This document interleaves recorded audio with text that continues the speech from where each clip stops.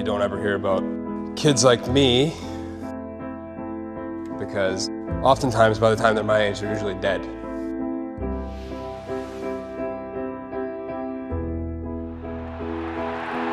O'Sullivan takes a shot, scores!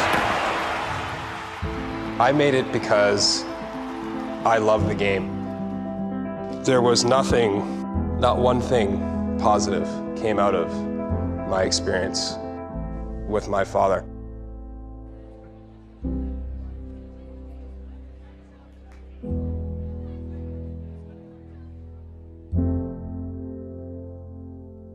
I started being abused around the age of 5 or 6, up until I was 16 years old. My dad used to hit me if he didn't like something I did. Now, most of the abuse was surrounded around hockey. Scared was really the biggest thing that comes to mind. My dad would start in the morning with, "You better play well tonight, or do you know what's gonna happen?" So then I got to go to school and think about that all day. And then I come home and eat, and my dad would start threatening me then as well and telling me what I'm gonna do on the ice. And if you don't do this, this is what's gonna happen. Anything within arm's reach he would use to hit me. I had a leather jump rope that I used to use to jump rope with, and I would be doing push-ups with my shirt off, and he would whip me with that. My dad loved to kick me. That was his favorite thing. By the time I was, say, 12, 13, punching, you name it.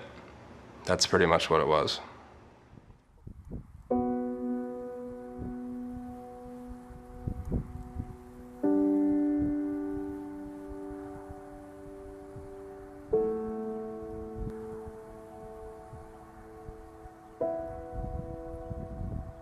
I had no hope of someone else helping me.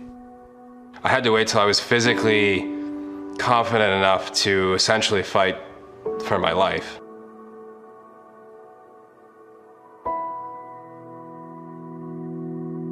Patrick was struggling that night to start with. We all were. John did come down to the glass and was banging on the glass and yelling, "You're coming home with me, you're done." John came on the bus and literally ripped him off the seat and ripped him out, and a bit of a fist fight off and on the bus, and threw him in a van and took off. I didn't know what was gonna happen.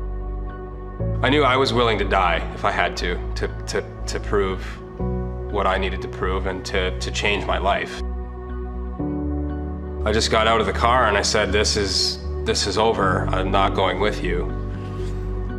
Basically, what are you gonna do about it? And so we had a fight in 4 or 5 minutes, which is a long time. And he got in the car and he took off. So I had called the police. There was a warrant out for his arrest, and he went to 2 of my games before they caught him. My dad did not miss one of my games in my life until he was in the jail cell.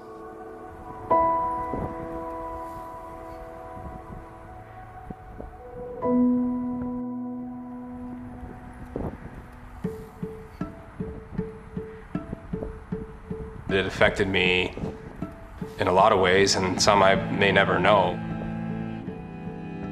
I had anxiety, I couldn't sleep. I was having flashbacks like during the day. I was so uneasy that I couldn't do anything for any amount of time.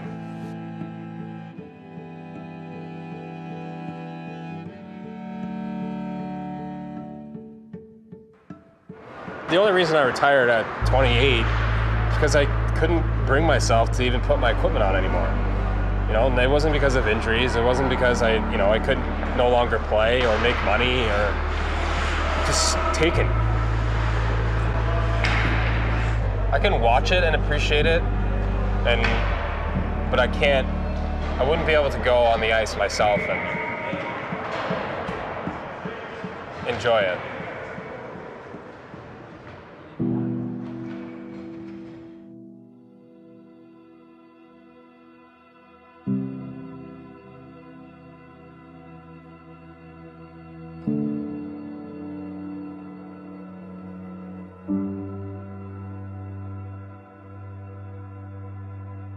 I don't hate either of my parents, to be honest. It's kind of like an empty situation. They're like a shell of a person who could have been something to me that they weren't. I made decisions to eliminate them from my life, and I made decisions to get to the point where I am now, where I'm happy. Good morning. You get your brother, the wild man? Yeah. I knew without a doubt that he would love our children. Can you give me a kiss? There you go, you're all good. I was unsure how he would be able to express that. Was that a silly question from your dad? It became so easy for him to have this love. It's like the kids somehow enabled him to feel love and show love in a different way that was just organic to him. Nice jammies. Baseball player jammies tonight? Can I borrow those? Yes? Thank you. Do you see a ghost behind the blueberry bush? Let's find out who it is. Guess who? Swiper. I think they've given me the best gift that somebody can be given in life, which is the responsibility that someone has as a parent to mold somebody into a person that can be happy, and for me to do what's best for them. Good night, stars. Good night, air. Good night, noises everywhere. The end. Okay, bedtime.